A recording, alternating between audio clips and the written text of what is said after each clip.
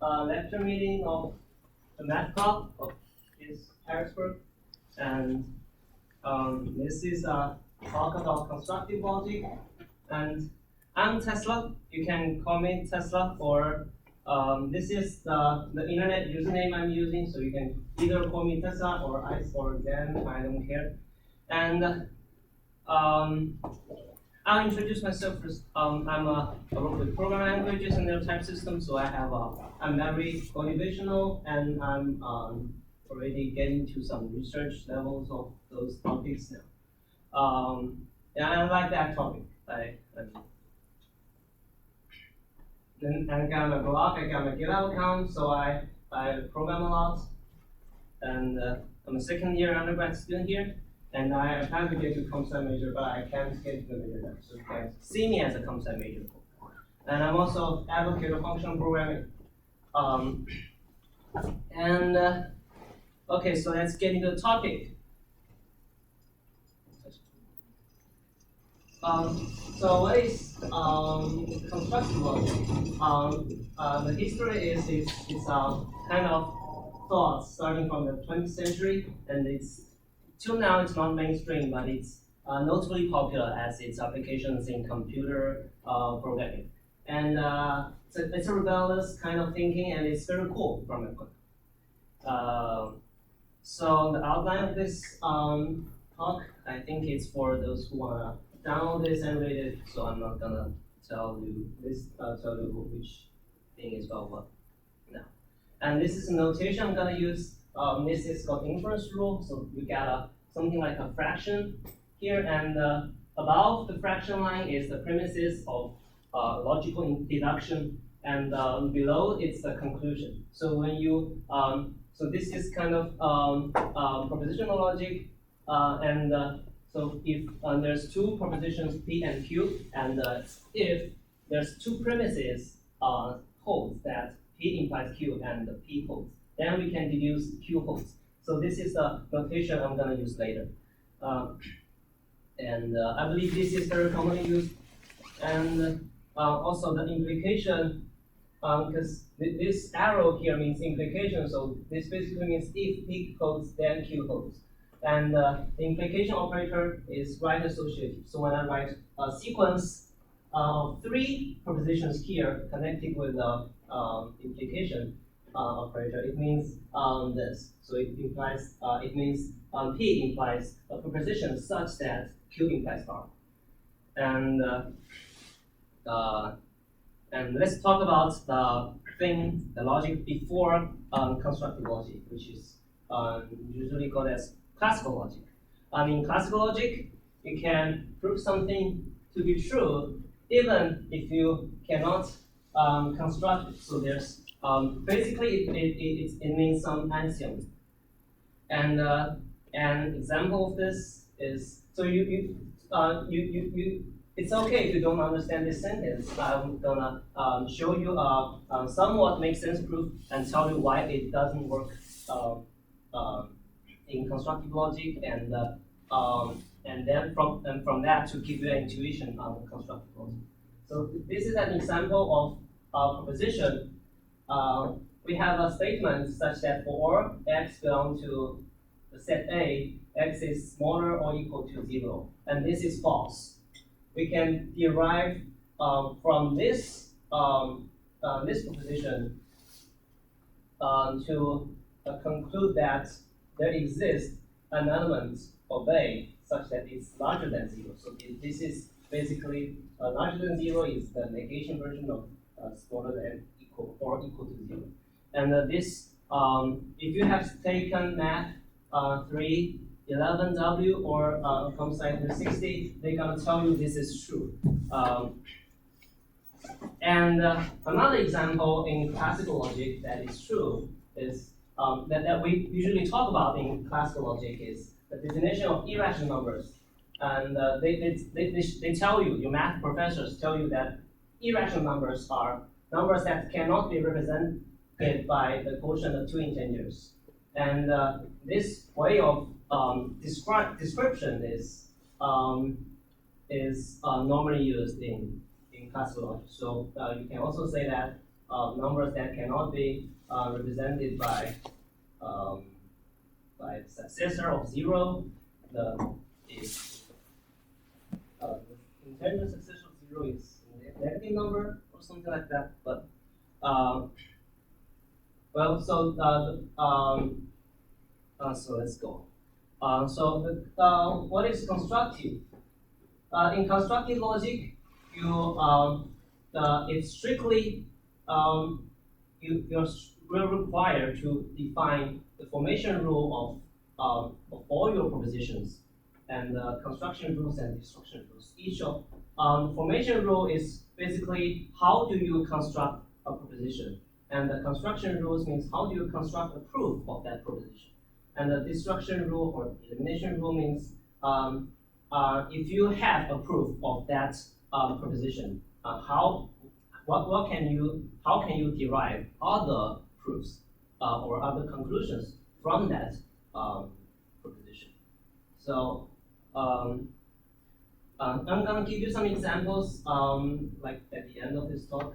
So how to define a formation rule for a proposition, and how to construct the proof of it, and how can you do elimination of the proof. And in classical logic, you have this, right? And this actually, your math 311 professor will tell you that you prove this by proof by negation, or this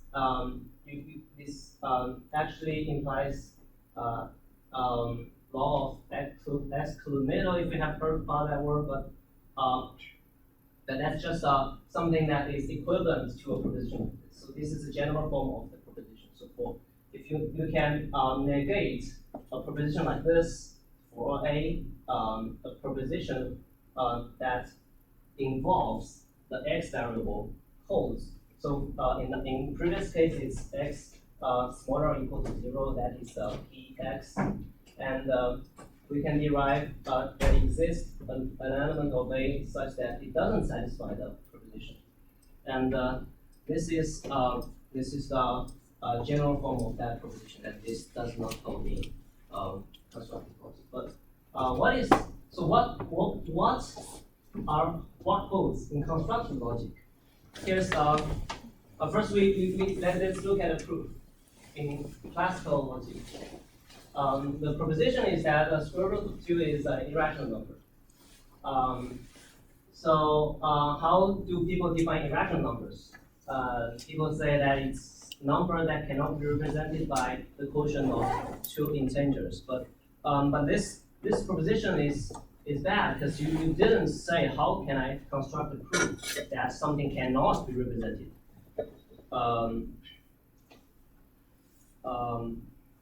But we can say it another way. So we can say that for all 2 integers, for any 2 natural numbers where the second natural number m is not 0, and we can conclude x squared either greater to 2 times m squared or smaller. So we can simplify this as so given 2.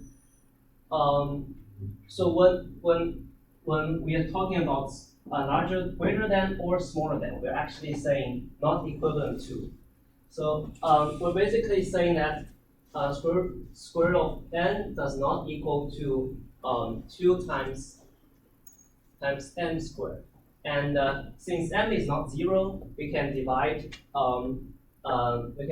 two sides of the inequality by m squared, which gives us n squared divided by m squared does not equal to 0, or does not equal to 2. And we do, and since both these numbers are natural numbers which are greater than 0, we can find the square root of them, which gives us n divided by m does not equal to square root of 2. So for all n and m, they don't equal to this number. So we can say that this is an irrational number. And this is how we define irrational number. So we just basically we say the propositions in another way to make things more clearer. So we have a clear, so I'm telling you that we have a constructive version of description of the greater than or smaller than proof. And since we have that constructive version of description, we can create a proof for that. So this is why this is a constructive proposition. And there's a lot of interesting proofs on the internet, so I'm reading here. A constructive. So how do constructive logic make proofs? So given this proposition, this is a proposition that for all A and B that they are irrational numbers. So I'm using this notation for irrational numbers. R means real numbers and Q means rational numbers. And R stripe of all the rational numbers gives us all the irrational numbers. For all, there exist two irrational numbers that A to B is a rational number. And this proof, we have a classical proof that is very interesting. So we discuss the rationality of this number. So first of all, we analyze square root of 2. 2 is a rational, and the square root of 2 is a rational, and so does this number and this number, because for this number, this part simplifies to 2, which is equivalent to this one, and which is also rational. And for this number, we use the arithmetic rules of powers, which simplifies this number into this one as well. And we discussed the rationality of this number, whose rationality is unknown to us. If it is a rational number, then an irrational to the power of another irrational gives us a rational, and the proof is done. Otherwise, if it's an irrational number, we find this numbers to the power of square root of 2, which is this number, and this number is known to us as a rational number. So an irrational to the power of another irrational gives us a rational, and the proof is done. So so for both cases where this number is rational or irrational, we can provide you an example of two numbers such that this thing holds. But this is this proof involves one step that constructive logic does not allow. So it is discussion of the rationality. So because if we have a way to discuss the rationality of that number, we can directly tell you that this number is rational or irrational. We do not need to discuss it because it's either true or false. This is not something for you to discuss. It's just that. So for constructive logic, people just give you two numbers that makes this proposition false. And people come up with these numbers. So square root to the power of this number is 3, which proves that. And we have omitted the proof of this number is rational. So actually, sometimes constructive version of proofs are simpler, right? So we just give one number instead of discussing.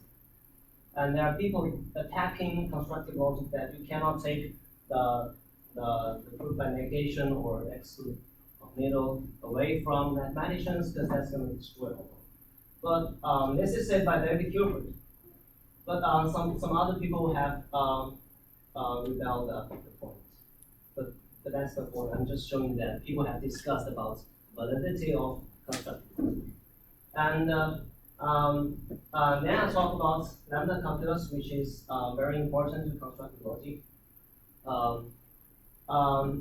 There are a few concepts in lambda calculus. There are names and expressions.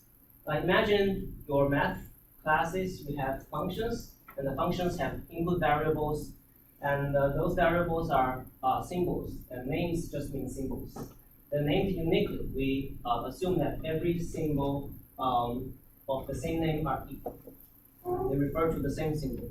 And expressions are, and we denote names using x and y. And we use a and b for complicated expressions. And expression can be a name or something that, or some other expressions constructed by expressions. So what are those expressions? What are those more complicated expressions? They are abstraction and application. I'm introducing these two structures for you to one by one. And of course, you can wrap your expressions with parentheses to clarify the precedence of the operators. So you can see that the syntax of this, so the abstraction is a lambda symbol, an a dot, and another expression. And this in total is an expression. And so does this one. Abstractions. Abstraction is one kind of the more complicated expression. It's a function. We can see it as a function that takes a variable x and return the expression. And a is an expression contains the usage of variable x. So, for example, you can have if you add the integer operation to lambda calculus, you can have a lambda expression like this: lambda x dot of x plus 1. And this is a valid lambda expression where a is this part. It contains the usage of x. And this is an unnamed function, because usually in math, we define functions using this notation, where the left-hand side of where the variable name is introduced on the left-hand side of the definition, where you cannot simply take this f away to make a standalone expression that denotes a function. And we define a new syntax for defining for functions without a name. So if we assign a name to this function, it's equivalent to our old mathematical syntax. And because we have anonymous functions, we can have a lambda expression that whose body, we call this the body of the lambda expression, whose body is another lambda expression, which turns out to be a function with two parameters. And so this expression is a complicated expression whose an abstraction and the body of that abstraction is another abstraction. And this term contains the usages of x variable, as we said just now. And this term, as a body of this term, it can also contain the usages y. So the expression a can contain usages of both x and y. And this is how we define binary functions in lambda calculus. And that's functions. And for applications, we simply write two terms together. And sometimes you need to put parentheses between them two. So a and b can be some more complicated expressions. And in this case, the term a must be an abstraction, or it evaluates to an abstraction. But I haven't tell you what is evaluate, and I'm gonna introduce that later. For application, a must be an abstraction. So once we rewrite a with an abstraction, we get a complicated expression like this. And this is an application whose left-hand side is an abstraction and right-hand side is another expression. And we can compute this term. So in traditional math, we have a mathematical expression like this, and we compute this to 2. And for this expression, we can also compute it. It's computed by, because a is an expression containing usages of x, we substitute all the usages of x by b, and that's how we compute this term. An example of that is, so we can also extend lambda calculus with arithmetic operations like this. So we have a lambda expression whose body is function.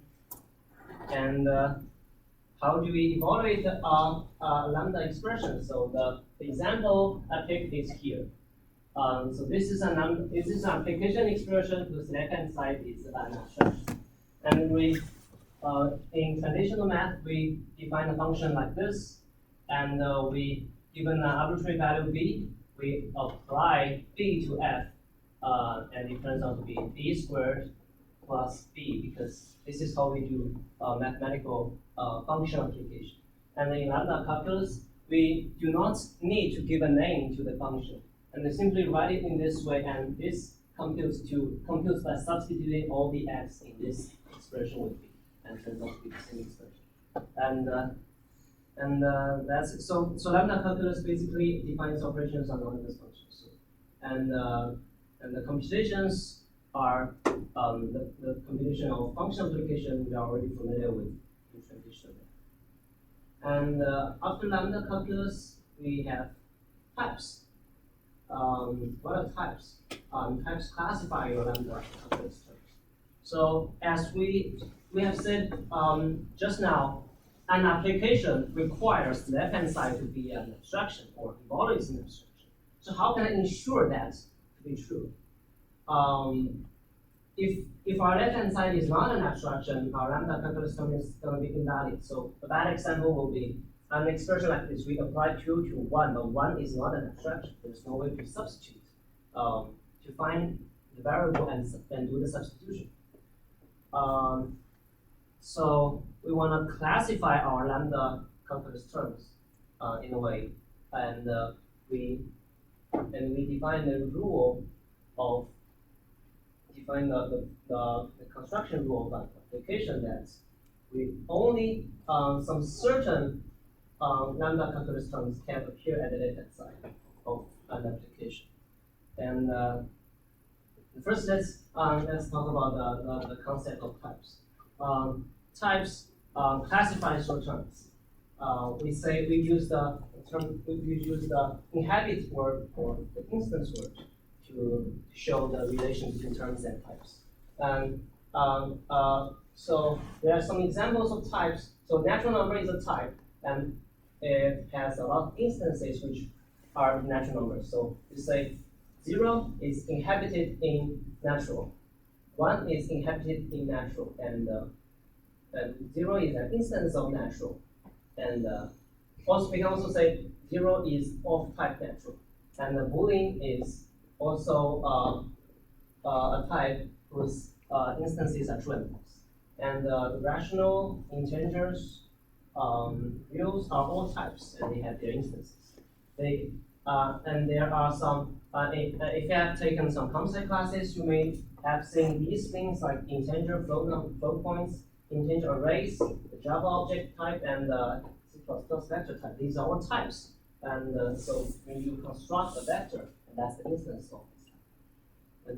And every object in the Java world are instances of this type. And every lambda calculus term, we also assign a type to it. We denote it in this way. So when you see this, you can read it as A is an instance of type big A.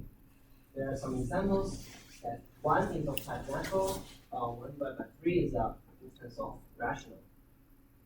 And abstractions have type 2.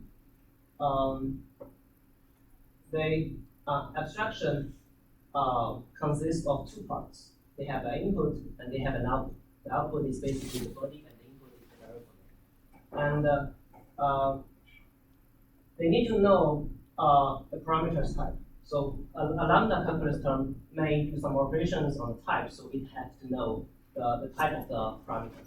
And it needs to show that the type after it's applied. So when we have a lambda calculus term, you need to the type of the lambda calculus term need to tell what is the type going to be if you apply if you do a valid application on it.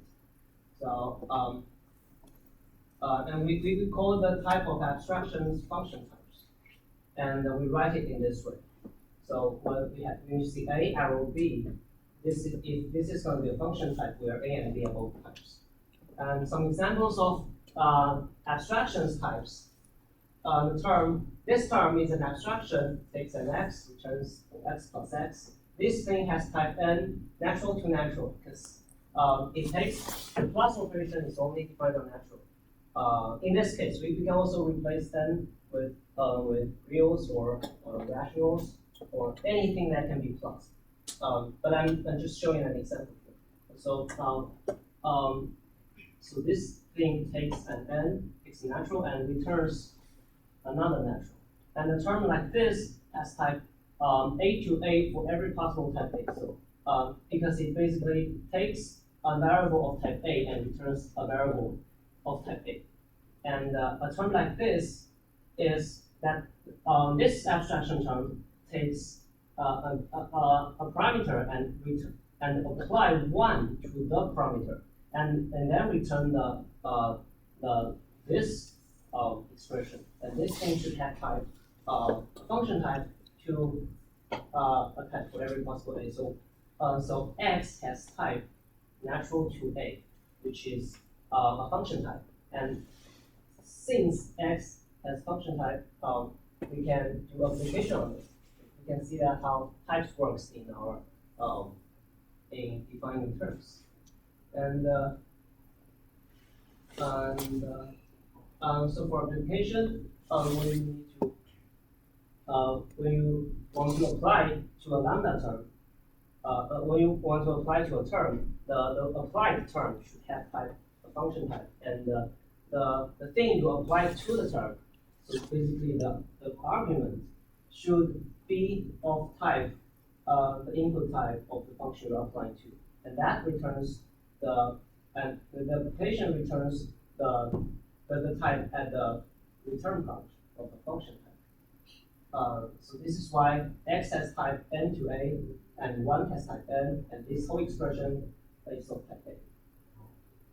As you can see, the type operates here.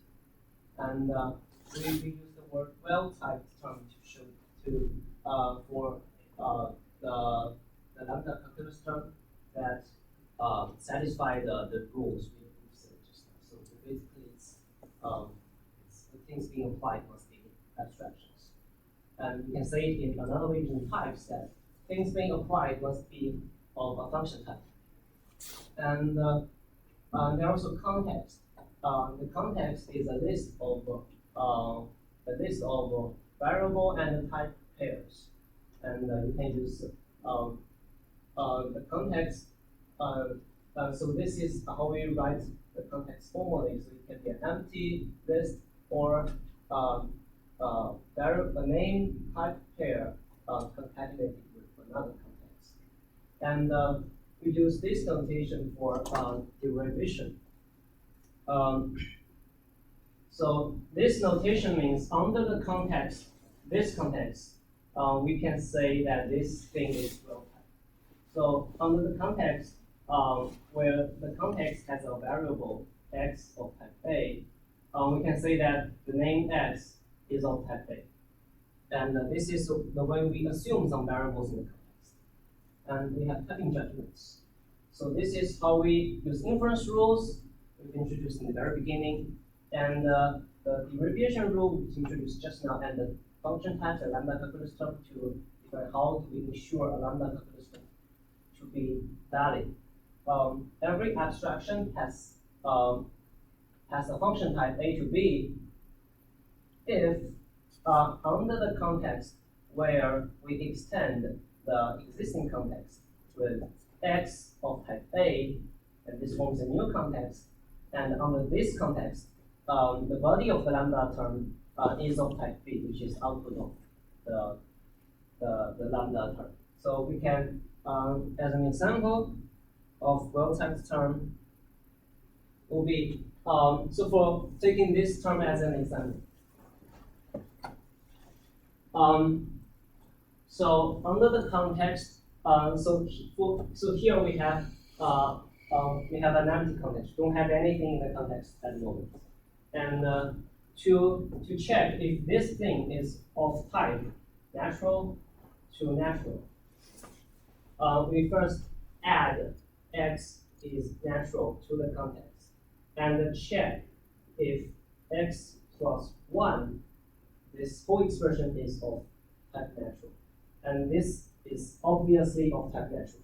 So we say that this term is a well-typed term under the type this and with the context. And to check an abstraction, to check an abstraction A applied with B is of type B. We first check if first find the type of B and check if A is of type A to B. And a simple proof that everything follow these two rules are well-type lambda calculus. So if you want to apply something and A must be of a function type, where function types can only be introduced by lambda terms. So this ensures the validity of the lambda calculus terms. And so now let's get back to constructive logic. Let me see. Okay. So after we know lambda calculus and types, finally we can get something useful now. Let's work with natural. So the constructive version of natural number definition is, first, on the empty context, we define this symbol called 0 that is of type natural. And we omit the formation rule of natural, because natural is just a symbol. It does not depend on any context. So the formation rule is trivial. And we have so we have a trivial formation rule, and we need the construction rule and the destruction rule. The construction rule is 0 is a trivial constructor of natural. So whenever you see whenever you need the natural, you can always put 0 there. And so under no context, this term is of type natural. And natural has two constructor rules. Whenever under the context A is a natural term, we define the successor of A is a natural. So this S is not a term, it's a constant. It's called the successor operator. So we can define 1 as successor of 0, because 0 is of type N, and we can say that S0 is a well-type. So we call that 1. And the successor of 1 is 2. And we continually apply the successor operator, and we can define the whole natural number set. So there are infinite numbers of natural numbers, and they are successor of another natural number, or 0. And the destruction rule is, when you have a natural number, it has to be 0 or the successor of another natural number. So so we use this notation for destruction rule. So we can have a lambda calculus term that takes a natural number, but we do not simply introduce a name, but we also analyze we do a destruction on X. So basically we are defining the function, and we analyze the input of it, whether it is 0 or the successor of another number. So this A means the number whose successor is input of the function class. The function class is a binary operator, is a lambda calculus term taking a natural number and returns another lambda calculus term which takes the second natural number and returns the added result. And how do we define add? We first analyze the first argument. If it's 0, we return the second argument. You can see how we return the second argument of the lambda calculus term.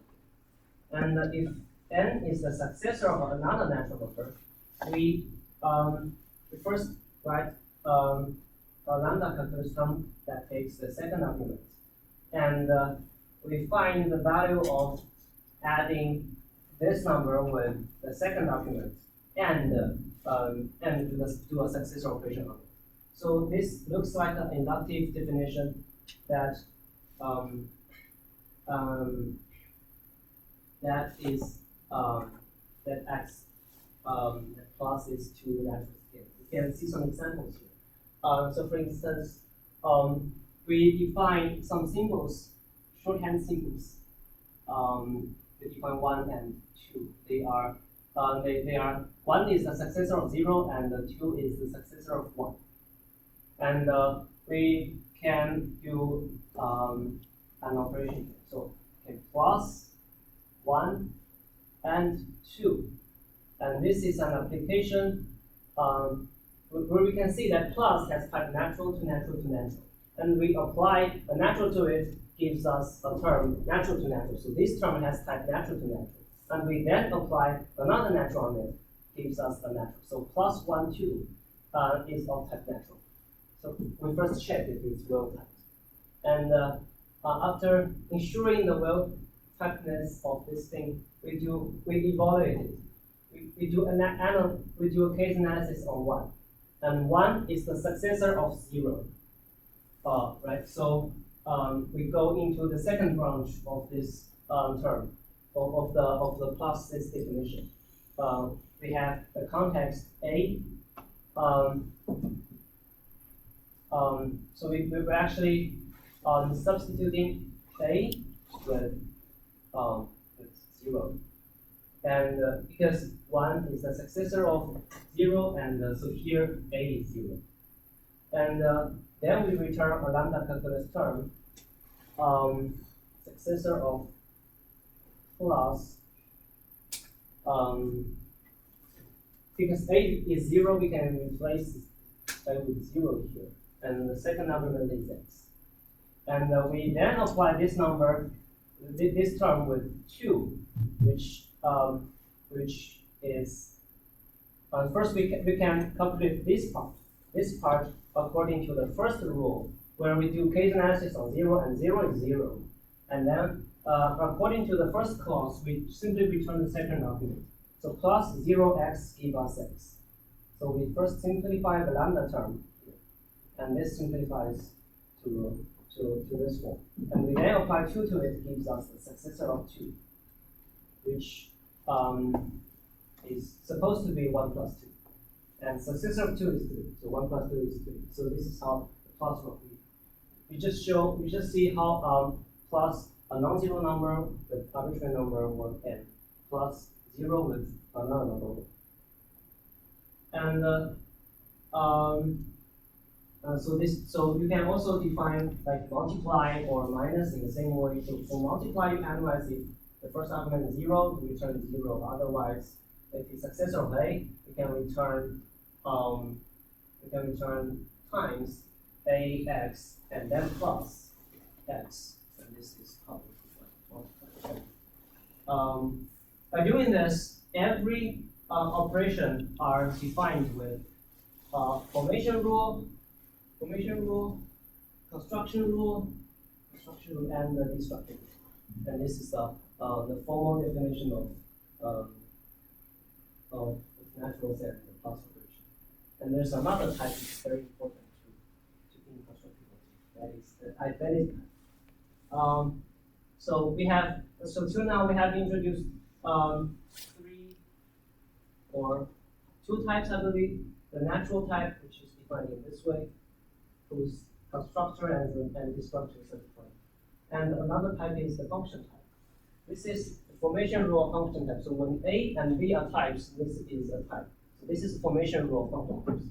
And this is the construction rule of function type, telling you how to construct an instance of a function type. And this is the destruction rule of a function. So it tells you how to make use of a function from the constructor. And the third type I'm gonna tell you is the identity type. It comes from the Martin-Loth type theory. Martin-Loth is a Swedish mathematician and logician. The identity type is written in this way. When A and B, this is the formation rule of the identity type. So A equals to B, we read it in this way. So when A equals to B, when we're going to form a type like this, that A equals to B under the type big A, we will need that A and B to be instances of type A. And so, for example, we can construct identity type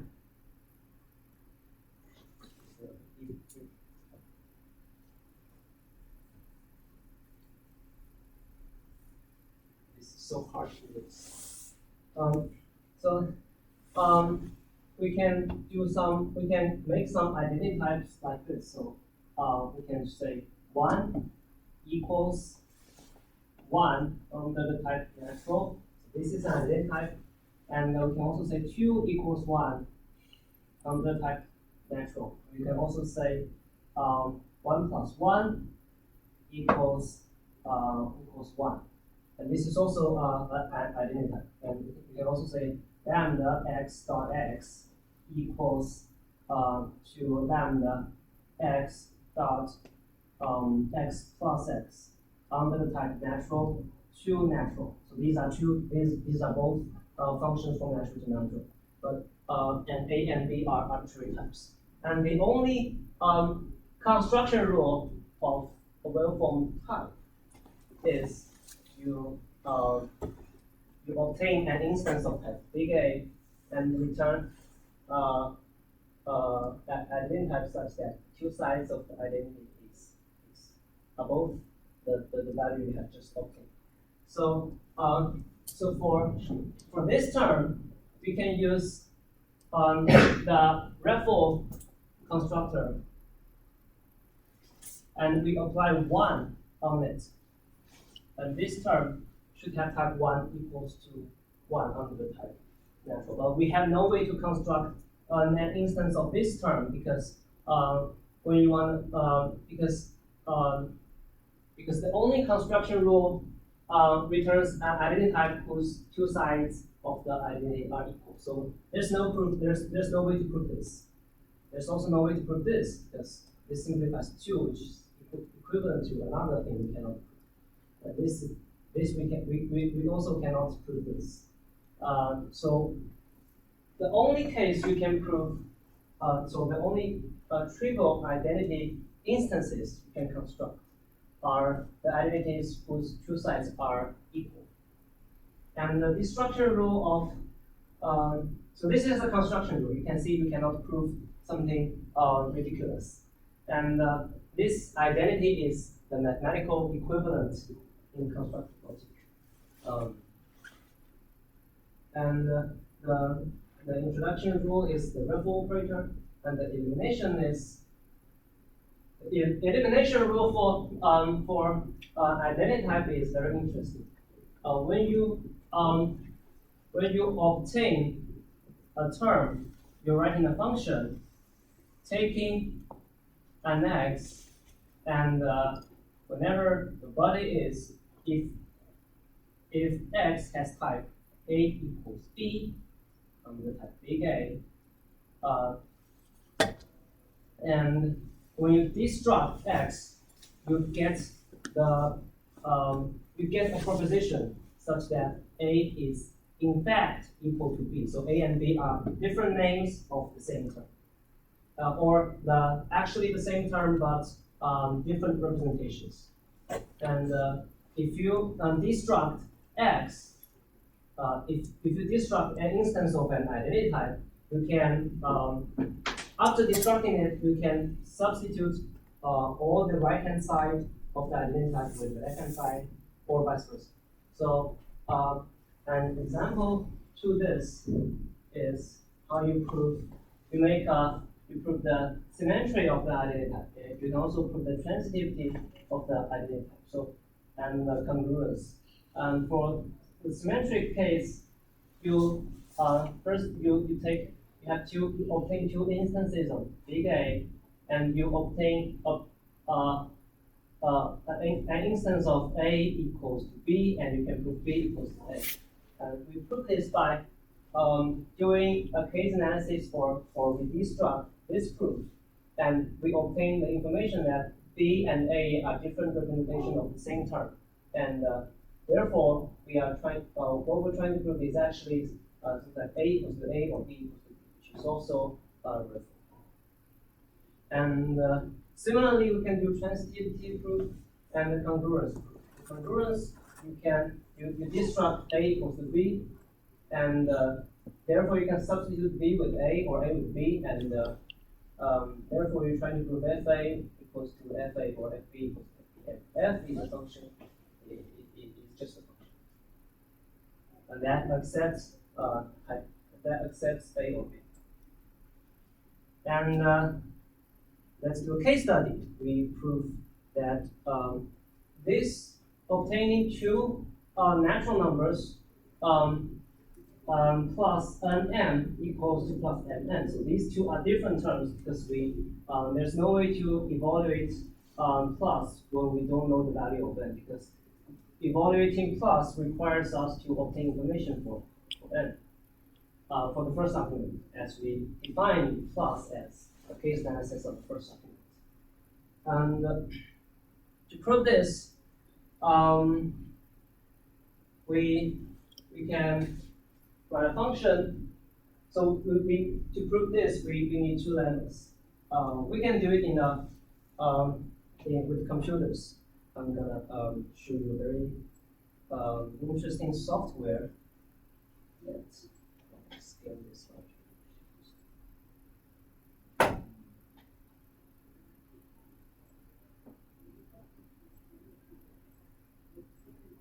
Can you see this?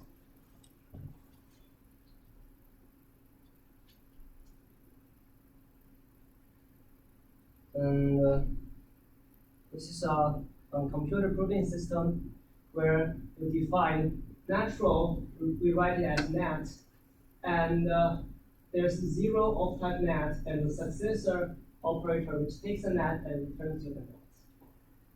And the symmetry operator obtains a proof of A equals B and gives you a proof of B equals A. So I'll show you how to prove symmetry in this case. We first, what I'm doing is I'm writing a function taking an instance of this type and returning an instance of this type. So you can see that the expression we're supposed to write here should have type B equals to A. And we can do a destruction on A. And by doing the destruction on instances of identity types, we obtain the information that B is a different representation of A. And the checker uses this information to replace all the occurrences of B with them. And now we're trying to prove A equals to, which is the reference. And as you can see that the three properties that an equivalence relation should satisfy, that is reflexivity, symmetry, and transitivity. And we're defining the identity, the equivalence relation using the reflexivity property, and we prove the symmetry and transitivity by the reflexivity. And so this is a mathematical notion of equivalence. And for transitivity, we can also first we don't do elimination on A and B on the two proofs. So maybe this is a little bit confusing. Already as P and Q. So P, we can ask the checker to tell you the type of P, which is A equals to B, and the type of Q is B equals to C. We destruct them one by one, and to obtain the information that B and C, B is a different representation of A, and C is a different representation of B, which replaces all the occurrences of B and C into A, which turns out what we're proving is actually A equals to A, which is also true. Congruence is also true, but that's too trivial to be interesting. Let's look at our plus operation. The plus operation is a binary operator that I'll show you how to write it. When you want to plus A with B, we destruct A, where A can either be a natural number or be zero or the successor of another natural number. And for the first case, we return B directly. And for the latter case, we return the successor of A plus B. And this is how we plus two numbers. And as an example, we can write some proofs that 1 plus 2 equals to 3. And okay, so I rewrite it as I cannot use the numeric representation. We define 1 as the successor of 0, and 2 as the successor of 1. And we do a simple proof that 1 plus 2 equals to 2 plus 1.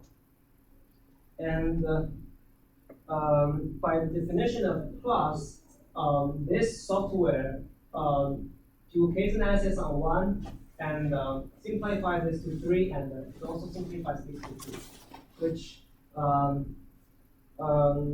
which is 3 equals to 3, which we can prove it using that. But if we do something bad, like we try to prove 2 equals to 1 plus 2 equals to 2 plus 2, it simplifies the two sides and find that these are two different terms, and it disallows you to prove it as 0 is not equivalent to 0 subsist. And that's a simple test. But how do we prove that for all natural numbers? How to prove for all natural numbers a plus b, but for all natural numbers for any natural numbers a and b, a plus b equals to b plus. We write it as something like we obtain 2 instances of natural numbers, and we return a proof that a plus b equals b plus a. And this is the proposition. We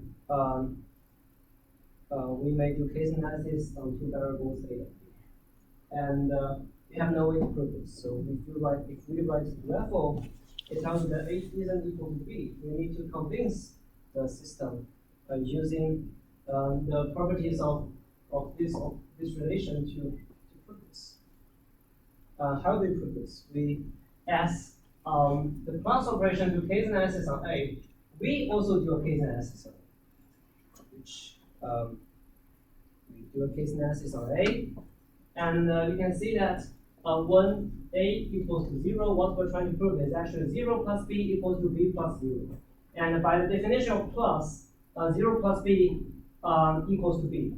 But there's no definition of b plus 0 because we do case analysis on the first argument instead of the second one.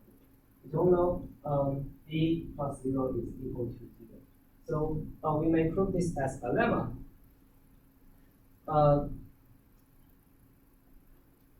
And so this is the first lemma we're proving here. Given an instance of type net, we say that a equals to a plus 0. And we first we leave the proof here. And we can prove the first case using lemma. And the first case is proved using lemma. The lemma is not yet proved. To prove lemma A, we do case analysis on A because to satisfy this case analysis. And in the 2 cases, the first case we're trying to prove 0 equals to 0 plus 0, which it simplifies to 0 equals to 0. And for the other case, what we're trying to prove is successor of A equals to successor of A plus this thing. How do we prove this? How can we prove this? This simplifies to successor of A equals to successor of A plus 0. Recall that we have a function called congruence, where we call this property. If A equals to B, we can prove A applied to some function equals to B applied to the same function. And here's the software proof of that function. And we can prove this case with the function. So we can replace f, the function that both sides applies to, with successor. And so what we only need to prove is a equals to a plus 0, and we use the congruence rule and apply, so we can, which means we can apply the same function on both sides, and if we, the returned thing is also proved. So it basically return a proof that the two sides apply to the same function. And we do this by applying congruence rule. So this is the syntax that congruence, the successor function, and here's the proof that a equals to a plus 0. We prove this by induction. Have you studied induction before?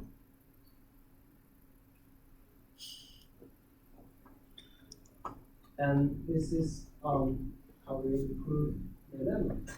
And for the other case, the theorem we're trying to prove simplifies to this way. We can, so probably we need,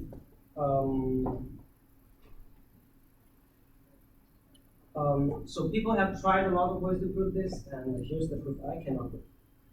First of all, you apply the transitive law to it, and so the left-hand side is the successor of a plus b equals to something. Something equals to the right-hand side of the equation. And transitive law gives you combining the proof of these two identities. And for the left-hand side, it should be something like this. This is also an introduction. And I'm also telling you that to prove this, we need a lemma. We call it lemma 2. And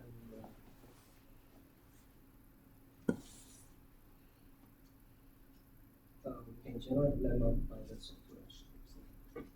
But I'm just giving you an overview of computer softwares that that implements constructive logic. And so I'm not getting to dive into the details of this software. And we can prove this thing by lemma 2. And to prove lemma 2, we can see that what blocks the proof is. We are trying to plot b and this number, where b we don't know if it's 0 or successor of another number, so we do case analysis of b. And so let me get started. And this is basically another induction part. And this is done. We prove all these. We prove the plus commutative law by using the identity type with its eliminator, I believe it's with actually the three properties of identity type, that is reflexivity, symmetry, transitivity, and congruence.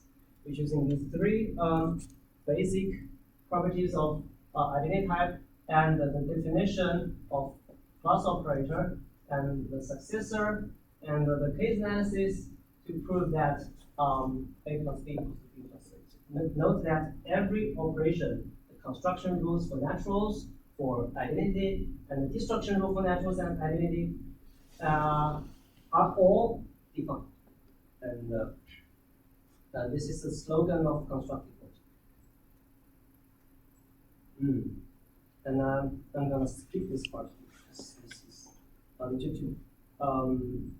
So this I plan to do another proof of natural numbers, which two natural numbers either equal or unequal. But that's we're running out of time. So there's a theory for types. It's called type theory, where it says functions are equations. It's an algorithm or procedure. So it's like a lambda calculus term.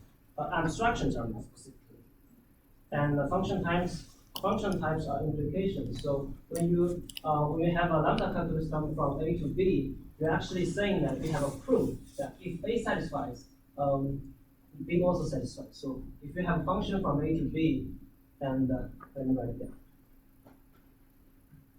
down. So if we have a function from a to b, and this is a function equal to f, and f is a term, we don't know what it is, but so we know the existence of it. And we also have a proof of a. We can apply f from a to f, which is a proof of b. And this is the idea of this is Curry-Howard isomorphism. It says types are propositions. So propositions like A implies B is a type, and the A is another proposition which is also a type. And terms of that terms are proofs. So if you construct a term of a specific type, you're constructing a proof of a specific proposition. And this model is called term model, but this term is not used much. And for computers, computers can help you do the computations quickly. And so in the old world, when computation is expensive, so we do not know how to compute a term that square root of 2 to the power of square root of 2 is rational or not. We do not know how to compute it, so we analyze it. But if we have defined a computation rule of deciding a real number is rational or not, we can run the computation and get a proof, or get the fact that there can be a proof.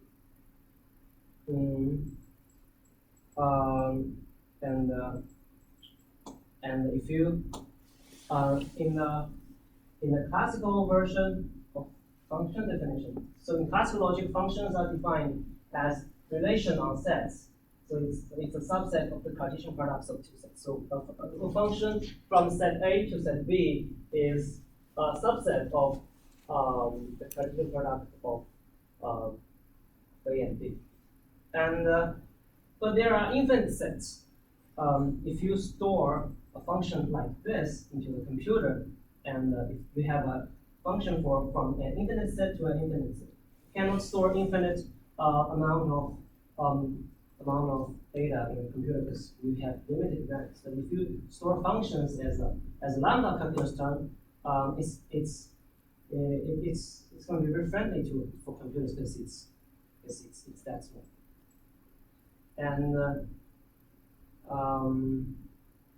And when you formalize something in constructive logic, you need to be aware that you always define the formation rule, construction rule, and destruction rule, and by this you can let computer help you to prove things because computer knows how to compute by the construction rules and destruction rules, and in that sense. And there are also some research questions such as how do we compare two proofs if they're equivalent or not. Some people claim that every proofs are equivalent. If we can prove something, the proof's content is not interesting. What I care about is the existence of the proof. And but some people disagree. How do you read the proofs constructed for computers? I actually never read the proofs.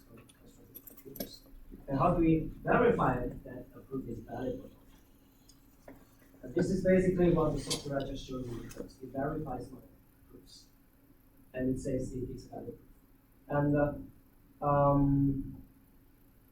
so in constructive logic, we assume that computation is free. So when you have something that can be computed, they are computed.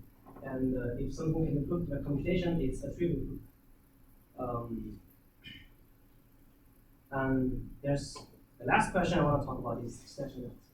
Well, it talks about we have discussed when two terms are equal. When two terms are equal, we will be able to construct a proof that construct a term of the identity type between them. But when the two types are equal to each other, this is a very interesting question. In set theory, so there are similar constructs in set theory. In set theory, when we say two sets are equal if they contain the same elements, the exact same set of elements. But in type theory, there's no notion of traversing all the elements of type. Like you have no way to traverse all the instances of a function type because there are infinite ways to construct a function.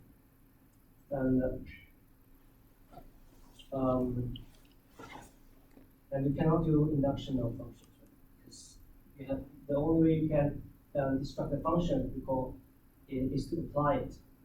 There's no case analysis. And someone says if given A and B are types, we can have a function from A to B and a function from B to A, and a proof that for all instances of A, we apply for all instances. And given the functions f and g, if for all x of type A, we can construct the proof such that x equals to g f x, and also another proof such that y equals to f g y. And if we can construct a proof of two proofs for these two propositions respectively, which is an isomorphism between A and B, and we say that A and B are equal. But this is an axiom. They didn't give a proof to this. But this is just someone's thinking. This axiom is called the unilateral sense, which is still under development it's in the front line of mathematics. And here's some quotes from my research. I am interested in the constructive description of this proposition. So here's the formation rule. It's already defined, but we didn't define the construction rule for it and the destruction rule for it. And there are many different ways of describing this, and there's also some other models. There are even different models to describe this, and there's a cubical model and simplicial model.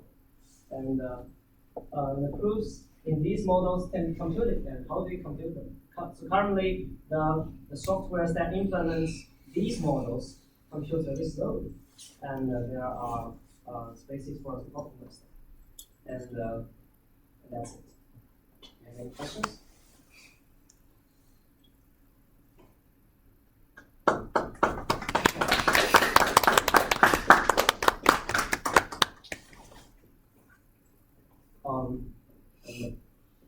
No questions?